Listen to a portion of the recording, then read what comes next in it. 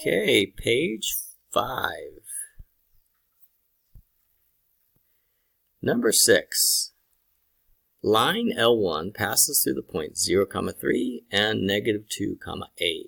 Find an expression for the gradient of L1 in terms of a. Okay, so this is a trick that they do to kind of force you into doing a little bit of algebra, okay? So remember that the equation to find the slope, I wrote it right here. This is copied right from the formula sheet, so you don't have to memorize this formula. It's in the formula sheet. So we're going to use this formula to make an expression for the gradient, okay? So m equals, and what we're going to do is we're going to put the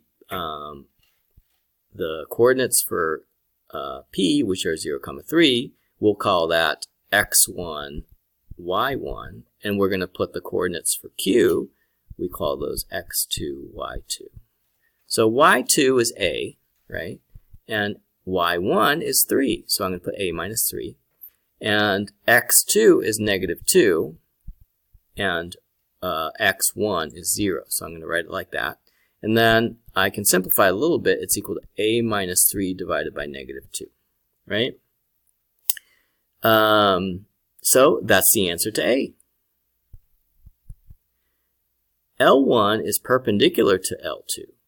The gradient of L2 is 3. Okay, so the slope of line 2 is equal to 2. And I know that line 1 has a slope that is perpendicular to 2. So if I wanted to find the gradient or the slope of L1, I could take the negative reciprocal of 2. So it would be negative 1/2, right? So now I know that the slope of L1 is negative 1/2. Now it says to write down the gradient of L1. Oh, we just did? Okay. Sometimes these are kind of predictable, right? And then it says to find the value of A. Okay. Now, we could do this with algebra. So I'm going to do C. And then, I'll show you also how to do it using a drawing, okay? So C, we're going to find the value of A. So we're going to say, okay, the slope of line 1 is equal to a minus 3 over negative 2. We just found that in the first part. And then we just need to set that equal to another expression we have for the slope of L1, which is negative 1/2. Okay? So now I'm just going to do algebra on this. Do you see how I have 2's on both sides? If I multiply 2 by both sides, then I'm going to get a minus 3 divided by negative 1 equals negative 1. Now I multiply both sides by 2, right? Now I'm going to multiply both sides by negative 1. If I multiply both sides by negative 1, I'm going to get a minus 3 equals negative 1 times negative 1 would be positive 1. So I have a minus 3 equals 1. And now I'm going to add 3 to both sides. If I add 3 to both sides, then I'll get a equals 1 plus 3, which is 4. So my answer is a equals 4. Okay? Now I'm going to show you how to do it using a drawing. Okay? So if I wrote that P was at 0, 3, it would be right here. And Q is negative 2 something, okay? So I know that Q is somewhere along this line, but I don't know exactly where. Maybe I can figure it out by using the slope of line 1. The slope of line 1 is negative 1/2, which means a rise of negative 1 and a run of 2. So a rise of negative 1 and a run of 2. A rise of negative 1 and a run of 2. I'm going to do it with a blue line. See? And so the point of this line, which crosses the dotted line, which would be negative 2, 4, right? So that's another way that you could find out that the y value of Q happens to be positive 4, okay? I'm just going to erase this because actually this grid is for the next problem. All right. Moving on then. Number 7. The points 3, 5 and 5, negative 8 lie on the line L1. Okay, so I'm going to draw that. Even if the problem doesn't provide you graph paper, feel free to try to solve the problem using a drawing because a lot of the math studies problems are smaller numbers that you could use graphical means to find the problem, to find the answer. So I just drew 3, 5. 5, -8 would be -8. 1, 2, 3, 4, 5, 6, 7, 8, 9, 10. These are 12 by, go from -12 to 12. So if I want to do -8, it would be about there. Okay? So I got this point, and I got this point, and these lie on line 1. Okay, that's a terrible drawing, but okay. Find the gradient of L1. Okay, so if I was to find the gradient of L1, maybe I could draw this triangle, and the width here would be 2, and the height here would be, let's see, it would be 1, 2, 3, 4, 5. 1, 2, 3, 4, 5, 6, 7, 8. So it would be 13 tall. So the slope of L1 would be 13 halves. And would it be positive 13 halves or negative 13 halves? Looks like the line goes down, right? So it would be negative 13 halves. A second line, L2, is perpendicular to L1. A second line, L2, is perpendicular to L1. Okay, so if I was to draw that line, it would look kind of like this, right? But let's see what they're going to say about L2. Write down the gradient of L2. Okay, so remember how to find the gradient of a perpendicular line from the original gradient? You would just invert it, and then you would take the negative of it. So in this case, it would be 2/13, right? L2 passes through the points 5, 0 and t, 2. 5, 0 would be right there. T, 2 would be, we just know the y coordinate. The y coordinate is 2, so it would be like, maybe it could be like, it could be 7, 2, it could be 10, 2, it could be 12, 2. It's like somewhere along this dashed line, right? We do know that the general direction of the perpendicular is kind of like that, so we kind of can imagine it looks, you know, somewhere over here, right? How could we find that point? One of the ways we could find it is by using the equation of the slope, right? We could use that equation. So let's do that first, okay? So we know that the slope, first we'll just write the equation.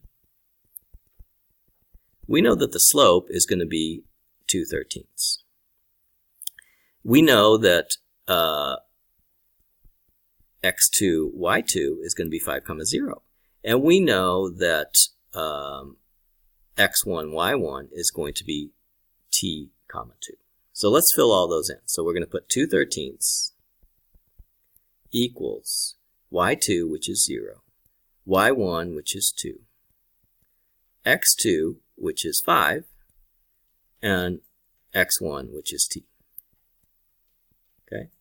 And then we're going to cross multiply. We're going to cross multiply. If we cross multiply, we're going to see that we have 2, 5 minus t. The reason why we cross multiply is because we have stuff in the denominator, and so like this simplifies to just -2, right? So it'd be -2 times 13. Cross multiplying is a convenient way of bringing everything up to the numerator, so it's easier to do the algebra now. Okay, now let's simplify a little bit. So we'll have 10 minus 2t equals -2 times 13, which would be -26. And then we could have -2t equals, and we're going to subtract 10 for both sides. So minus 10 on this side, minus 10 on this side, and we're going to get -36 on the right side, right? Now we're going to divide by -2 on both sides. So that'll give us t equals -36 divided by -2. If we do that in the calculator, that is equal to 18. Some people might say, oh, but how do I put the negative signs in here? I think the easiest way is to just do math, number, and make the vertical fraction so you don't have to worry about the parentheses. And you put -36 on top, and you put -2 on the bottom. Okay, and it gives you 18. There's also a graphical way of doing this, right? If you see that the slope is 2, 13, you should be able to draw a triangle, a very long, wide triangle, which also has the dimensions 2 and 13. And then you could just count blocks, right? Because you know that one of the points is here, 5, 0. The other point happens to be here, which is something, 2. It turns out that that happens to be 18, 2. And you can find that by using a big piece of grid paper. Okay? All right. That's an alternative to algebra. Okay, 3E. Number 1. Find the equation of a line with a gradient 3 that passes through the point 1, 4. Okay. I suggest using a drawing to find this. So, for example, you could draw 1, 4. It's right here. And the gradient of 3 would be a rise of 3 and a run of 1, right? Because that's basically like 3 over 1. So I could draw the line like that, right? And from this drawing, I already see what the y-intercept is. I can see that the y-intercept is 1. And we're not always so lucky. But in this case, we are lucky. So I could say, oh, the y-intercept is 1. The y-intercept is 1. And the slope I already know is 3. So I could write it as y equals 3x, because 3 is the slope, plus 1 because the y-intercept is 1. And I already have the equation of the line, don't I? Let's do B. Gradient of 5/3 that passes through the point 4, 8. So first I'm going to draw the point 4, 8. So there's 4, and there is 8 right there. And so there's my point 4, 8. And now I'm going to draw a gradient of 5, 3 that goes through that point. So 5 divided by 3. 5 over 3 means rise of 5, run of 3. So rise of 5, run of 3. Rise of 5, run of 3. Okay, so that would be what the slope, the triangle looks like. I can't really tell exactly what the y-intercept is in this particular case, though. But I can see what some of the other numbers are, right? So I know that this point, for example, is 4, 8 because they gave it to me. And then I know, for example, this point here because I used a 5 divided by 3 slope to find it. So I know that this one here happens to be 1, 3, right? So I knew 2 points on the line, 1, 3 and 4, 8. Now remember, once you know 2 points on a line, you can use stat calc ln reg to find the equation of the line. So from a drawing, it's pretty easy to find a second point. Once you find the second point, then you do stat edit, and you're going to put in these 2 points, which are 4, 8 and 1, 3.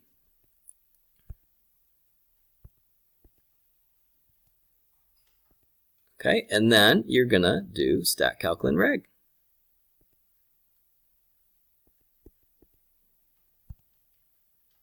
And then we go down to calculate.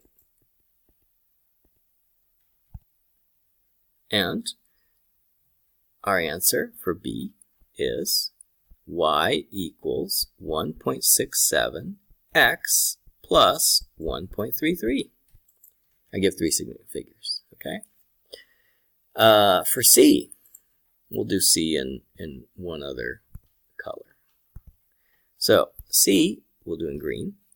Gradient of -2 that passes through the point -3, 0. So -3, 0 would be here. A gradient of -2, what does that look like? So that would be like -2 over 1. So that means rise -2, run 1. So it's kind of like that. Okay, so that is our line for C.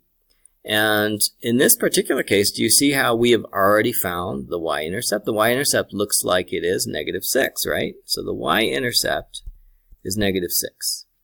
And so, and I already know the slope. The gradient is -2. So I could put y equals -2x minus 6. Okay.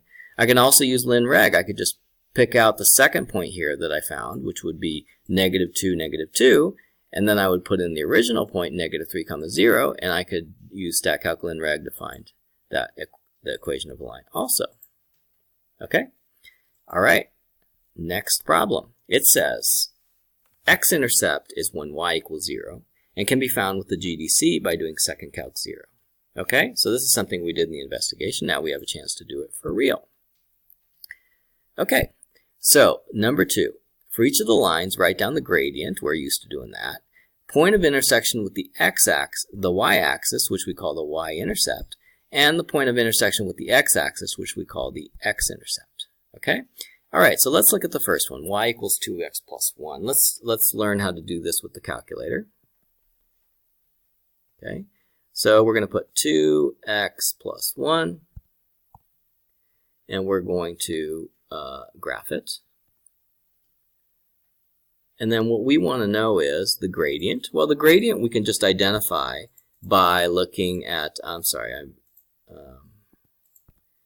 want to do highlighter. So the gradient we can identify just by looking at the 2 right there. So that's the gradient, right? Point of intersection of the y-axis we can identify just by finding the y-intercept because this is gradient-intercept form. So the 2 tells us it's the gradient. 1 tells us it's the y-intercept. What about the x-intercept? How do we find that? Well, the x-intercept, it turns out, is right there, right? How do we find that?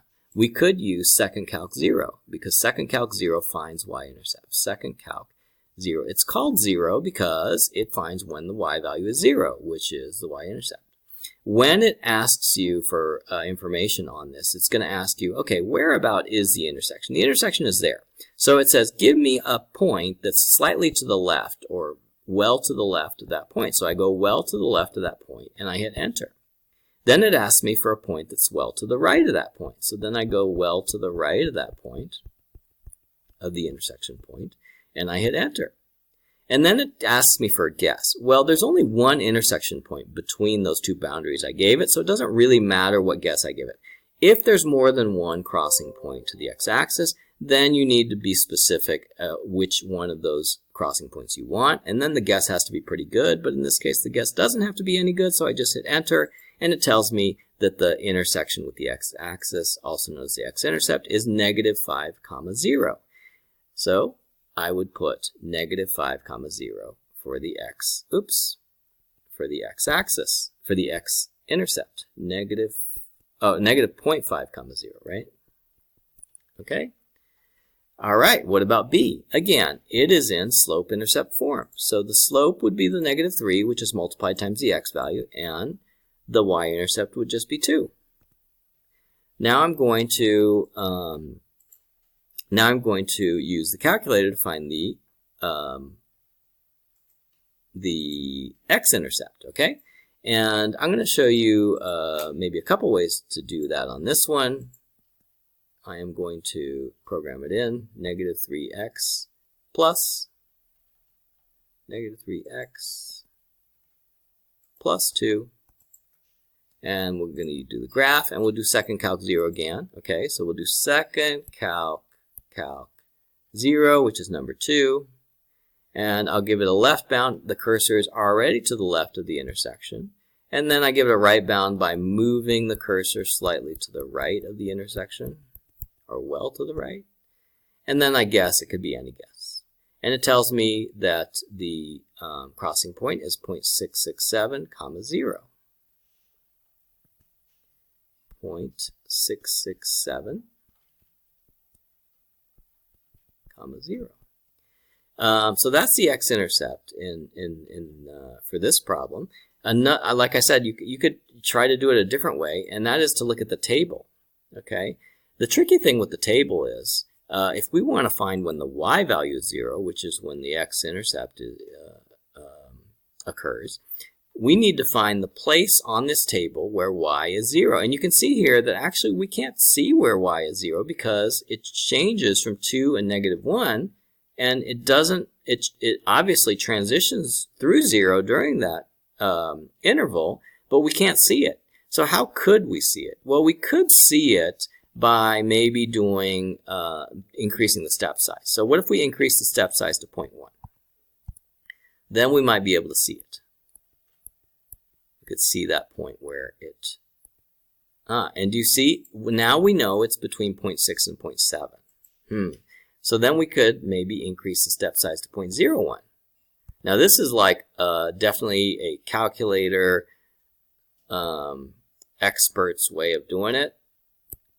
But if you're good at algebra, maybe you don't do it this way. If you're good at using second calc 0, you do it that way. But like maybe some people really like using table. Do you see it's somewhere between 0.66 and 0.67? Well, in math applications, we just need to give 3 significant figures. So we could do plus 0.001, and then that would be enough significant figures. So now we see that we're getting very close to 0, right? If you think this is a horrible way of doing it, don't do it this way. Okay. Look, do you see how 0.667 is closer to 0 than 0.666? Because 0.667 has a y value of negative 0.001, which is closer to 0 than the other one. So we get the same answer, right? Okay. Yeah. If you don't like table, definitely don't do it that way. All right. For the next one, what is our slope? It would be -1. It looks like it's just a negative sign, but actually that's actually -1, right? So I'm going to put -1 here. And our y-intercept is 3. How do we find the x-intercept? So again, we're going to do second calc 0. We'll do -x plus 3. And then we're going to delete that thing that's behind. Okay, and then we're going to graph it.